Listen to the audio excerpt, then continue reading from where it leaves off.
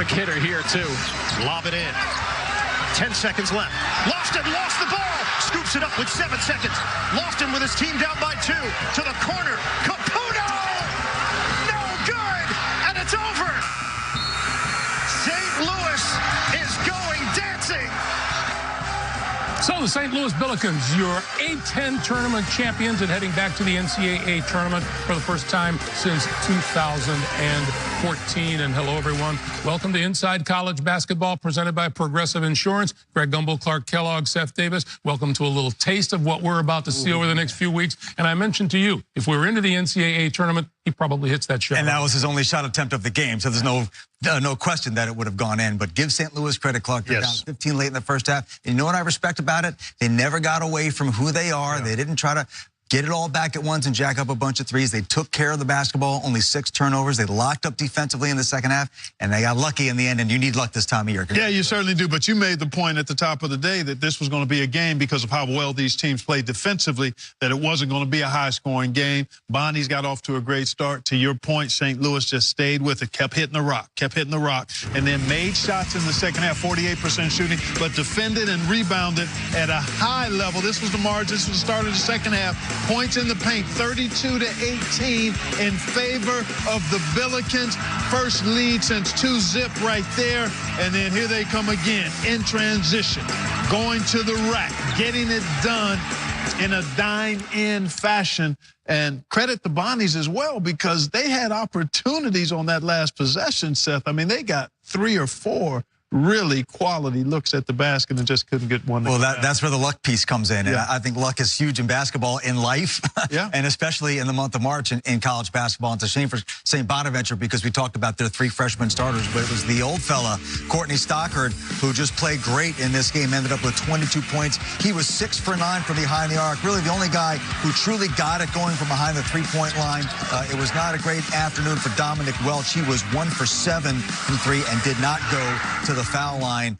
St. Bonaventure was 8 for 10 from the foul line. And then Courtney fouled out late in the game. That was huge. Yeah, that was a big deal right there because he may have gotten the last look, possibly. Congrats to the Billikens. Yes, they improved to 23-12 on the year, and they're on their way to the NCAA tournament. 55-53. 5 other automatic bids on the line today. Let's get to the highlights. We'll begin in the Ivy League. Seth? Yeah, historic Payne Whitney Gymnasium was the site. Look at that follow-up slam by Ozir Swain. Here, see, that was Trey Phillips on the slam. Swain with a 3-point shot. Alex Copeland for Yale. Yale being able to play on their home court. The Ivy League is rotating through its entire league. Each school is going to be able to host. That was Jordan Bruner getting the slam. And again, Jordan Bruner is going to slam at home. Easy second half for Yale. It was close to the first half. An up-and-down game. Yale can really score the basketball. 81 points a game they averaged. Remember, a couple years ago, they beat Baylor in the first round, and this team, I think, is actually more talented than that one. So whoever Yale draws in the first round better be ready. Yeah, I know you guys thought highly about both these teams, and Yale prevailed. Yeah, exactly. I mean, Bryce Aiken has been phenomenal since coming back from an injury. 12-4 now Harvard was with him, and he went for 38 today. He's been outstanding since his return. Before we get to the highlights of the SEC championship, I think there's a lesson that we needed to learn here today. We went through this entire day presuming Tennessee was going to come out victorious. It didn't happen that way at the hands of the... No, it did not, Ben. I tell you, War Eagle, my apologies. I thought Tennessee would come back in the second half. No such thing as we get started for this one. They jumped on the Vols from the start. Turnovers leading to points. There you see Javon McCormick gets it to Danielle Purifoy for the easy 2, and then it was a off to the races part. Look at all of this activity. Tennessee just not sharp, but a lot of that you got to give credit to the Auburn Tigers for. They were active, they were aggressive, and they were on top of their game. Here you see again Grant Williams unable to convert. Errant pass by Bone. You don't see that much. I mean, Tennessee had a bunch of turnovers in the first half, and things didn't get much better in the second half. This is what we call a woodshed. And the Tigers went after and got that SEC championship trophy. They earned it, and they deserved it. Okay, so now, and presented the question to you, could Tennessee hold on to that #1 line? Oh, you got to talk to him. You got to talk to him about that. Let's talk about who your #1 on the bus already? Are right now. You're supposed to wait till the selection show. No, that's you. Jerry Palm and all these professional bracketologists, I know you're a professional bracketologist, They are trying to anticipate what the committee is going to do. I am not. I am telling you what Seth Davis, committee member, would do, and I don't see why Tennessee losing today should have any bearing. Tennessee has lost 6 times this year. All of their losses have come against teams ranked in the top 20 of the net. When you look at the other #1 seed candidates, North Carolina, they've lost 6 times. They lost at home to Louisville, neutral court to Texas. Those are worse losses than Tennessee has had. Yes, they beat Duke twice, but Duke didn't have Zion Williamson for either one. And Michigan State has even worse losses, twice to Indiana. They lost to Illinois. Now, they would have 3 wins over Michigan if they win today. But for me, I don't think that Tennessee losing to Auburn takes them off the one line. Well, I've got a little different take on that. If I was a committee member, this is how I would kind of look at it. And obviously, you've got 8 or 9 other people in the committee room, so it's not an individual vote. But my #1 seeds do clearly locked into the overall #1. Virginia, I think, anchored at 2. If Michigan State were to win the Big Ten Conference Championship, because the similarities between them and Tennessee and North Carolina and Kentucky are so great, I would give the nod to Michigan State because they won a conference regular season championship. And if they beat Michigan, they would also have won the Big Ten tournament championship, which would differentiate them from the other teams that are worthy of consideration. Either way, as I said before, if you miss a belt loop, that's kind of a minor thing, right? I mean, your pants you won't lose your pants if you miss a belt loop. If you're a 2 or a 1, it's a minor thing to me. That's just my take on it. And we're not talking reverse wedge either. All right. No reverse wedge. Highlights, Seth. Belt loop. And let's talk about the Sun Belt Championship. Weak side wedge, yeah, in the Sun Belt.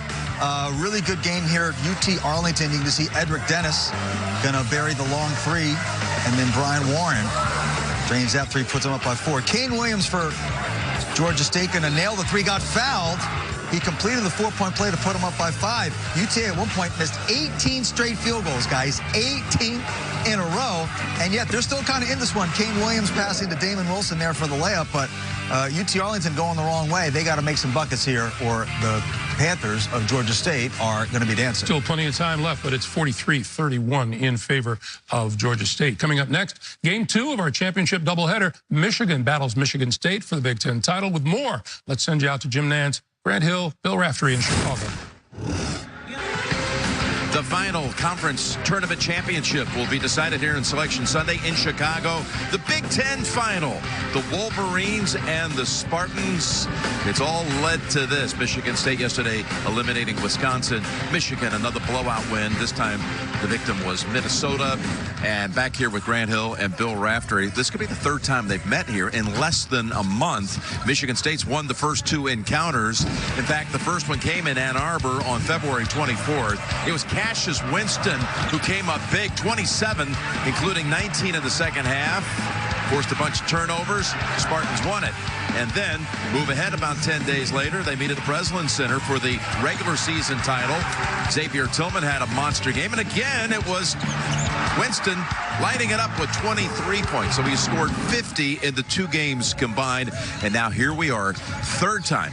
22 days, they meet again. What do you think is going to happen this time? Jim, I love these rivalry matchups. These teams know each other. They don't like each other, but they respect each other. I expect a fantastic performance, a lot of back and forth, and it'll come down to the wire. This might be the biggest rivalry in college basketball. Oh, how do I get his attention? I'm looking for the 2 guards to offset one another. Great rivalry between those 2 for a lifetime. It is a good rivalry. There's no kidding about that. But Winston, what is going to be his situation as far as his health? He stubbed his toe. He's got some ankle issues. We saw him kind of gimpy coming into the building today, and he's got a big matchup against Xavier Simpson. Yeah, Jim. Yesterday, it was a noticeable difference in the second half against Wisconsin. He didn't have the same thrust that he normally has. Can he recover and be healthy? Because they're going to need him to be at his best against the Wolverines. And I had a chance to talk to him while he was stretching. He said he's perfectly fine. He's a gamer. All right. Well, we'll see. It's going to be a glorious matchup for the Big Ten Championship on St. Patrick's Day in Chicago. Back to the studio. We'll see you shortly. All right, guys, thanks very much. So everybody knows Cassius Winston is the spark plug for Michigan State. If you're in Michigan, do you shut him down, try to shut him down, let everybody else get the points, but don't let him beat you? What do you do? No, because I think what you've seen since Nick Ward was injured, he's returned recently, but the guys that have stepped up, Xavier Tillman and Kenny Goins and Aaron Henry, all have amped up their production. So it's not clearly you have to key on Cassius Winston. He's been splendid all year long, and he's actually been outstanding in the 2 games against Michigan. He's the head of the attack. You've got to try to corral him, but you can't ignore the other guys from Michigan State. This team is playing really, really good basketball. It's been an amazing season for them. I mean, one of the reasons why Cassius Winston is such a great player is because he's able to play through his teammates. So he gets great individual statistics, but he's able to help his team win. So if you overkey on him, he's got guys who can help make you pay. And as for Michigan, you know, I think them getting healthy, getting Charles Matthews back has been very important for a team that didn't have a lot of bench. Jordan Poole and Isaiah Livers are very good at that 3-point shot. Iggy Brazdeikis, as a freshman, can be a bit up and down. He's certainly an X factor, but I agree with Clark. That matchup defensively of Xavier Simpson on Cassius Winston, maybe Winston not 100%. Certainly Xavier Simpson, I promise, has heard a lot about how Winston ate him up because nobody played Xavier Simpson this season like Winston did.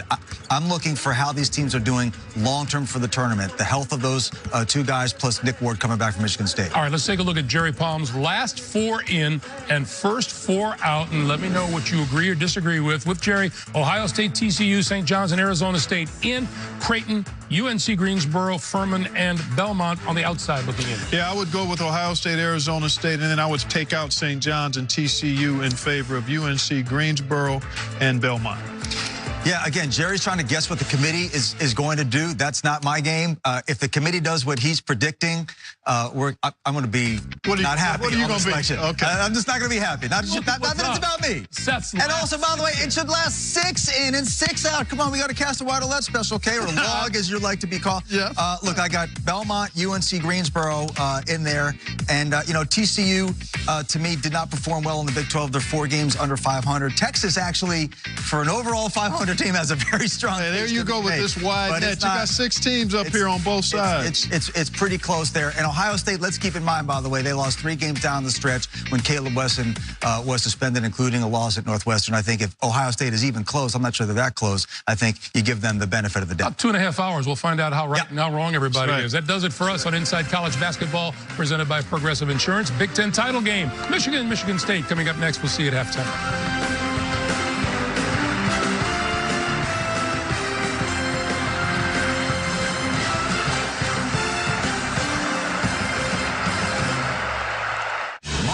Begins with the big reveal. Be the first to know as CBS breaks the news and breaks down the brackets. The Selection Show today on CBS. From LeBron James.